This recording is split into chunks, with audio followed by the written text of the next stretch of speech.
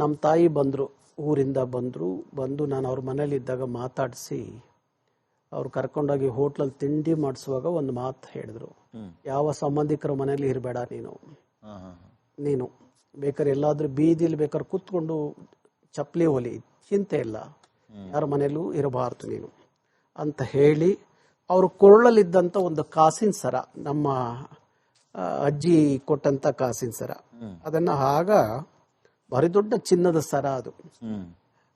ಅಲ್ಲಿ 70,000 ರೂಪಾಯಿಗೆ ಮಾರ್ಬಿಟ್ಟು ಸ್ಟೇಟ್ ಅಲ್ಲಿ ಚೌಡೇಶ್ವರಿ ಟೆಂಪಲ್ ಸ್ಟೇಟ್ ಅಲ್ಲಿ ಮಾರಿ ನನ್ಗೆ 70,000 ರೂಪಾಯಿ ಕೊಟ್ರು. ಮಗನ ಇದ್ರಲ್ಲೇ ಬದುಕಿ ನೀನ್ ಚೆನ್ನಾಗಿ ಆದಾಗ ಊರಿಗೆ ಬಾ, ಅಲ್ಲಿವರೆಗೂ ಬರಬೇಡ ಊರಿಗೆ ಅಂತ ಹೇಳಿ. ಆಗ ನಾನು ಸೈಕಲ್, ಈ ಡಬಲ್ ಕ್ಯಾರಿಯರ್ ಅಂತ ಸೈಕಲ್ ತಗೊಂಡು ಸ್ಟೇಷನರಿನ, ನಾನು ಅಲ್ಲಿ ಕೆಲಸ ಬಿಟ್ಟೆ, ಸ್ಟೇಷನರಿ ತಗೊಳ್ಳೋದು, ಅಲ್ಲೇ ನನಗೆ ಪರಿಚಯ ಆಗಿದ್ರೆ ಹೆಂಗಾದ್ರು ತಗೊಳ್ಳೋದು, ಇಡೀ ಬೆಂಗಳೂರು ಸುತ್ತೋದು, ಸೈಕಲ್ ಹೊಡೆಯೋದು, ಎಲ್ಲ ಹೋಲ್ಸೇಲ್ ತಗೊಂಡು ರೀಟೇಲ್ ರೈಟಿಗೆ. ನಿಮ್ ತಾಯಿಯವ್ರ 70,000 ಕೊಟ್ಟ ಮೇಲೆ ನೀವು ಮಹೀಂದ್ರ ಇಟ್ಬಿಟ್ಟೆ, ಓನ್ ಸ್ಟಾರ್ಟ್ ಮಾಡಿದೆ, ಚೆನ್ನಾಗಿ ಸಂಪಾದನೆ ಮಾಡಿದೆ. ಅದಾದ್ಮೇಲೆ ನನಗೆ ನಮ್ಮ ಆದಿಚುಂಚನಗಿರಿ ಶ್ರೀಗಳನ್ನ ಒಂದ್ಸಲಿ ಭೇಟಿ ಮಾಡಬೇಕು, ಬಾಲಗಂಗಾಧರನಾಥ ಸ್ವಾಮೀಜಿ ಅಂತ ಹೋದಾಗ ಅವರು ಹೇಳಿದ್ರು, ನೀನು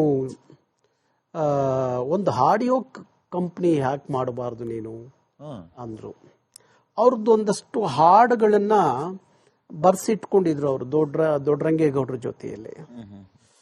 ಆಗ ಅದನ್ನ ಮಾಡಬಹುದಲ್ಲ ಅಂತ ಅಂದ್ರು.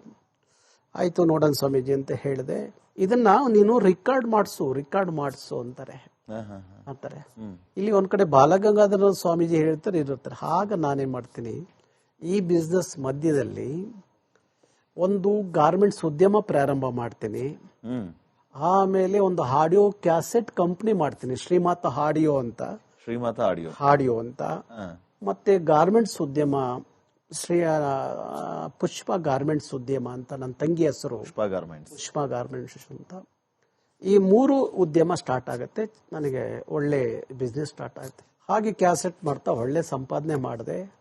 ಆಗ ನಾನು ಒಂದು ಮಾರುತಿ ಹೊಸ ವ್ಯಾನ್ ತಗೊಂಡು 3/4 kg ಗೋಲ್ಡ್ ಹಾಕೊಂಡು ಆಗ ಊರ್ಗೋದೆ. ಯಾರ್ಯಾರು ನಮ್ಮ ಅಪ್ಪಾಜಿ ಹತ್ರ ನನ್ನ ಮೇಲೆ ಚಾಡಿ ಹೇಳ್ತಿದ್ರಲ್ಲ, ಅವರೆಲ್ಲ ಬಂದು ಕೂತಿದ್ರು ಅವತ್ತು ನೋಡ್ಲಿಕ್ಕೆ. ಹಾಗೆ ಅಲ್ಲಿಂದ ಊರು ಸಂಪರ್ಕ ಪ್ರಾರಂಭ ಆಯಿತು. ಅದಾದ ಮೇಲೆ ನಾನು ಇದೆಲ್ಲ ಬಿಸ್ನೆಸ್ ಒಂದ್ ಕಡೆ ನಡೀತಾ ಇತ್ತು, ಒಂದಷ್ಟು ಸಂಪಾದನೆ ಮಾಡಿದೆ. ಊರಲ್ಲಿ ಮೊದಲು ಹೋಗಿ 15 ಎಕರೆ ಜಮೀನ್ ಮಾಡಿದೆ, ಊರಲ್ಲಿ ತೋಟ. ಯಾಕೆ ನಮ್ಗೆ ತೋಟ ಇರ್ಲಿಲ್ಲ. ಒಂದು ಕಾಯಿ ತಿಂದಿದ್ದಕ್ಕೆ ಅವತ್ತು ಹೊಡೆದಿದ್ರಲ್ಲ, ನಾ ಚಾಲೆಂಜ್ಗೆ 15 ಎಕರೆ ತೋಟ ಮಾಡಿದೆ, ತೆಂಗಿನ ತೋಟ ಮಾಡಿದೆ. ಎಲ್ಲ ಬಿಸ್ನೆಸ್, ಒಳ್ಳೆ ಬಿಸ್ನೆಸ್ ನಡೀತದೆ. ಗಾರ್ಮೆಂಟ್ಸ್ ಉದ್ಯಮ, ಆಡಿಯೋ ಉದ್ಯಮ, ಸ್ಟೇಷನರಿ ಸಪ್ಲೈ ಮಾಡ್ತಾ ಇದ್ದೆ. ಆಮೇಲೆ ಹೆಚ್ಚುವರಿ ನಾನು ಬಾಂಬೆಯಿಂದ ಗೋಲ್ಡ್ ತರಿಸಿ ಚಿಕ್ಕಪೇಟೆ ಅವಿನಿ ರೋಡ್ ಅಲ್ಲಿ ಗೋಲ್ಡ್ ನ ಹೋಲ್ಸೇಲ್ ಆಗಿ ಗೋಲ್ಡ್ ಸಪ್ಲೈ ಕೊಡ್ತಾ ಇದ್ದೆ. ಇದೆಲ್ಲ ಚೆನ್ನಾಗಿ ಹಿಡಿತು, ಬಿಸ್ನೆಸ್ ಕೈ ಹಿಡಿತು. ಹೆಚ್ಚು ಕಡಿಮೆ ಆ ಸಂದರ್ಭಕ್ಕೂ ನಾನು ಚೆನ್ನಾಗಿ ಒಂದು 15-20 ಕೋಟಿವರೆಗೂ ಸಂಪಾದನೆ ಮಾಡಿದೆ. ಅವಾಗ್ಲೇ ಊರಿಗೆ ಹೋದೆ, ಊರಲ್ಲಿ ಆಸ್ತಿ ಮಾಡಿದೆ, ಎಲ್ಲ ಮಾಡಿದೆ. ಇಲ್ಲೊಂದು ಸೈಟ್ ತಗೊಂಡೆ, ಮನೆ ಕಟ್ಕೊಂಡೆ. ಅದೇ ಸಂದರ್ಭಕ್ಕೆ ಮದುವೆ ಆದೆ. ಎಲ್ಲ ಇದ್ರೂ ಸಹ ನಾನು ಆಗಿದ್ದು ಮದುವೆ ಕುವೆಂಪು ಮಂತ್ರ ಮಾಂಗಲ್ಯ, ಸರಳವಾಗಿ ಆಗ್ಬೇಕು ಅಂತ ಮದುವೆ ಆದೆ. ಆಮೇಲೆ ನನಗೆಲ್ಲ ಈ ಹೋರಾಟದ ಯಾವಾಗ ರಾಜ್ಕುಮಾರ್ ಅಭಿಮಾನಿ ಸಂಘ ಹೆಚ್ಚು ಸಂಪರ್ಕ, ರಾಜ್ಕುಮಾರ್ ಅವರ ಸಂಪರ್ಕ, ಅಭಿಮಾನಿ ಸಂಘದ ಸಂಪರ್ಕ ಆಯಿತು. ಆಗ ನಾನೇನ್ ಮಾಡಿದೆ, ಒಂದೊಂದೇ ಉದ್ಯಮವನ್ನ ನಮ್ಮ ಬೇರೆಯವರಿಗೆ ವಹಿಸ್ಬಿಟ್ಟು ನಾನು ಇದರಲ್ಲಿ ಜಾಸ್ತಿ ಅಭಿಮಾನಿ ಸಂಘದಲ್ಲಿ ಹೋರಾಟದಲ್ಲಿ, ಚಳವಳಿಯಲ್ಲಿ ಪ್ರಾರಂಭ ಮಾಡಕ್ಕೆ ಶುರುವಾಯಿತು. ಹೀಗೆ ಮಾಡ್ತಾ ಹೋದ. ಆಗಾಗ ರಾಜ್ಕುಮಾರ್ ಕುಟುಂಬದಿಂದ ಒಂದು ಸ್ಟೇಟ್ಮೆಂಟ್ ಬರೋದು. ಏನಾದ್ರೂ ಈ ಹೋರಾಟದಲ್ಲಿ ಒಂದು ಸಣ್ಣ ಘಟನೆ ಆದ್ರೂ ರಾಜ್ಕುಮಾರ್ ಕುಟುಂಬ, ಚಿನ್ನೇಗೌಡರು ಇಲ್ಲ ಪಾರ್ವತಮ್ಮನವರು ಒಂದು ಸ್ಟೇಟ್ಮೆಂಟ್ ಹಾಕ್ಬಿಡೋರು ಪತ್ರಿಕೆಗೆ, ಈ ಅಭಿಮಾನಿ ಸಂಘಕ್ಕೂ ನಮಗೂ ಸಂಬಂಧ ಇಲ್ಲ ಅಂತ. ಅಂದ್ರೆ ಅವು ಗಲಾಟೆನಾರ ಆದ್ರೆ ಆಗತ್ತೇನೋ ಅಡ್ವಾನ್ಸ್ ಹಿಂದಿನ ದಿವಸನೇ ಹಾಕ್ಬಿಡೋರು. Okay okay. ಆಗ ಆ ಚಳುವಳಿ ಅಲ್ಲೇ ಕುಸ್ತು ಹೋಗೋದು, ಸಂಬಂಧನೇ ಇಲ್ಲ ಅಂತ. ಸಂಬಂಧ ಇಲ್ಲ ಅಂತ ಹೇಳ್ಬಿಡೋರು. ಹೀಗೆ ಇದ್ದಾಗ ನಾನು ಅಂದ್ಕೊಂಡೆ, ಯಾಕೆ ಒಂದು ಸಂಘಟನೆ, ಕನ್ನಡ ಪರ್ವ ಸಂಘಟನೆ, ಯಾಕಂದ್ರೆ ನನ್ಗೆ ಬಾಂಬೆ ಅನುಭವ ಇತ್ತು, ಅಲ್ಲಿಯ ಶಿವಸೇನೆ ಮಾಡ್ತಿದ್ದಂತ ಇದು, ಯಾಕೆ ಇಲ್ಲಿ ಆ ಥರದೊಂದು ಚಳುವಳಿ ಸಂಘಟನೆಯನ್ನು ಕಟ್ಟಬಾರದು ಅಂತ ಹೇಳಿ ಮಾಡಿ, ಆಗ ಒಂದು 20-30 ಜನ ಹುಡುಗರನ್ನ ಕೂರಿಸ್ಕೊಂಡು, ಸ್ವಲ್ಪ ಇವ್ರನ್ನೆಲ್ಲ ಕೂರಿಸ್ಕೊಂಡು, ಆಗ ಫಸ್ಟ್ ನಾವು ಕನ್ನಡಿಗರ ರಕ್ಷಣಾ ವೇದಿಕೆ ಅಂತ ಹೇಳಿ ಪ್ರಾರಂಭ ಮಾಡಿದ್ವಿ. ಹೆಸರು ಹೆಂಗ್ ಬಂದಿದ್ದು ಗೌಡ್ರೆ, ಕನ್ನಡಿಗರ ರಕ್ಷಣಾ ವೇದಿಕೆ ಅಂತ ಕಲ್ಪನೆ ಬಂದಿದ್ದು ಹೇಗೆ? ಅವತ್ತಿನ ಸಂದರ್ಭ ಬೆಂಗಳೂರು ಹಂಗಿತ್ತು.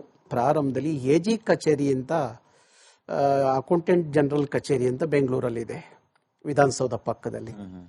ಅಲ್ಲಿ 30 ಜನ ಕನ್ನಡಿಗರು ಕೆಲಸ ಮಾಡ್ತಿದ್ದಂತ ಹುದ್ದೆ ಖಾಲಿ ಇತ್ತು. ಅದಕ್ಕೆ 30 ಜನ ಆಯ್ಕೆ ಮಾಡ್ಕೋಬೇಕು ಅಂತ ಹೇಳಿ ಇದು ಮಾಡುವಾಗ 30 ಜನ ತಮಿಳರನ್ನ ಆಯ್ಕೆ ಮಾಡಿದ್ರು ಅಲ್ಲಿಗೆ.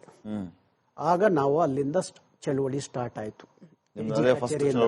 ಎಜಿ ಕಚೇರಿಯಿಂದ ಚಳುವಳಿ, ಕರ್ನಾಟಕ ರಕ್ಷಣಾ ವೇದಿಕೆಯಿಂದ ಫಸ್ಟ್ ಚಳುವಳಿ. ಎಜಿ ಕಚೇರಿಯಲ್ಲಿ ಕನ್ನಡಿಗರಿಗೆ ಯಾಕೆ ಕೆಲಸ ಕೊಡಲ್ಲ, ಆ 30 ಜನ ಯಾಕೆ ತಮಿಳರು ಮಾಡ್ಬೇಕಿಲ್ಲಿ, ಕರ್ನಾಟಕದಲ್ಲಿ ಕನ್ನಡಿಗರಿಲ್ವಾ ಅಂತ ಒಂದು 40-42 ದಿವಸ ಚಳುವಳಿ ಹಂತದ ಚಳುವಳಿ ಪ್ರಾರಂಭ ಮಾಡಿದ್ರು.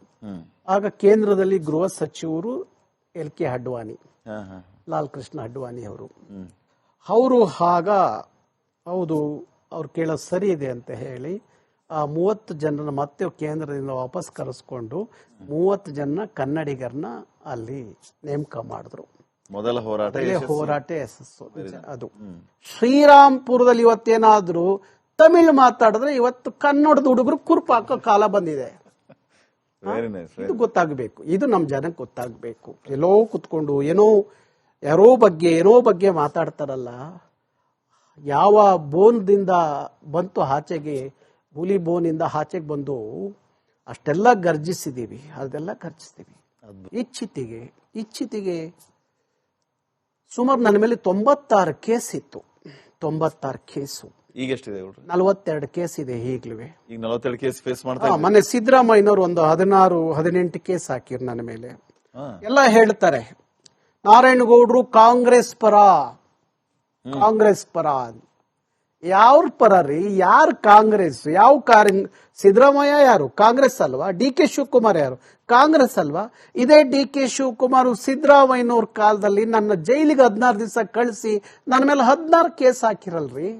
2 ದಿವಸ ಊಟ ಕೊಡ್ಲಿಲ್ಲ, ಜೈಲು ಒಳಗಡೆ ನನ್ನ ಒಂಟಿಯಾಗಿ ಇಟ್ಟು ಹಿಂಸೆ ಕೊಟ್ರು. 2 ದಿವಸ ಊಟ ತಿಂಡಿ ಏನು ಕೊಡ್ಲಿಲ್ಲ ಜೈಲು ಹೊರಡಲ್ಲಿ. ಕುಡಿಯಕ್ಕೆ ಒಂದು ಬಾಟ್ಲು ನೀರು ಇಟ್ಟಿರ್ಲಿಲ್ಲ. ಈ ಸತ್ಯ ಹೊರಗಡೆ ಸಮಾಜಕ್ಕೆ ಗೊತ್ತಿಲ್ಲ, ಜನಕ್ಕೆ ಗೊತ್ತಿಲ್ಲ. ನಾರಾಯಣಗೌಡರು ಕಾಂಗ್ರೆಸ್ ಪರವಾಗಿದ್ದಾರೆ. ಯಾವ ಕಿತ್ತೋದ್ರ ಪರವಾಗಿರ್ಬೇಕು ನಾವು? ಇಷ್ಟೊಂದು ಹೋರಾಟ ಮಾಡಿದ್ದೀರಿ, ಇಷ್ಟೊಂದು ಕಷ್ಟಪಟ್ಟಿದ್ದೀರಿ, ಯಾವ ವಿಚಾರಕ್ಕಾಗಿ? ನಿಮ್ಮ ಸ್ವಾರ್ಥಕ್ಕಾಗಿಯಾ? ನಿಮಗೇನು ಸಿಕ್ತು ಗೌಡ್ರೆ ಈ ಹೋರಾಟಕ್ಕಾಗಿ? ಏನು ಸಿಕ್ಕಿಲ್ಲ, ಎಂಥದ್ದು ಸಿಕ್ಕಿಲ್ಲ.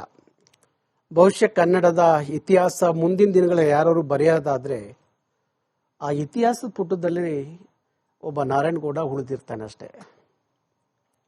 ಅದನ್ನೂ ಉಳಿಲಿ ಅಂತಲೂ ನಾನು ಇವತ್ತರೆಗೂ ಹೋರಾಟ ಮಾಡಿಲ್ಲ. ಈಗ ನಾನು ದೇವರ ಹತ್ರ ಪ್ರಾರ್ಥನೆ ಮಾಡ್ತೀನಿ ಬೆಳಗ್ಗೆ, ಭಗವಂತ ನನಗೆ ಆರೋಗ್ಯ ಕೊಡಪ್ಪ, ಯಾವುದೇ ಕಾಯಿಲೆ ಕಸಾಯ ಕೊಟ್ಟು ಸಾಯಿಸ್ಬೇಡ, ನನ್ನ ಹೋರಾಟದ ಹಾದಿಯಲ್ಲಿ ಒಂದ್ ದಿವಸ ಸಾಯಿಸ್ಬಿಡ.